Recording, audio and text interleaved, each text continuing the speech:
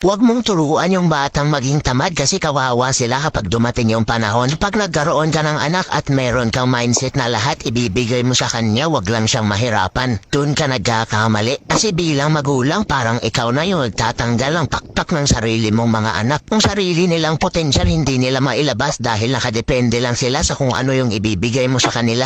Ipong gagawa na lang sila ng assignment sa school, ikaw pa yung gagawa. Malaki na, hindi pa marunong magsaing, hindi pa marunong magwalis. Hindi pa marunong maglaba ng sariling damit. Napakagandang pakinggan kapag magulang mismo ang nagbibigay ng mga pangangailangan ng anak pero sa kabilang banda may negatibong epekto ito. Along-lalo na kapag nasobrahan yung pag-spoil sa bata. Bilang magulang, isa sa pinakamagandang legasiya mo sa anak mo ay turuan silang lumipad, maging malakas at matutong tumayo sa sariling mga paa nila. Yung kahit saan sila mapadpad na lugar, willing silang matuto para sa trabaho. Yung sila mismo yung magbabanat ng buto para sa sarili nila.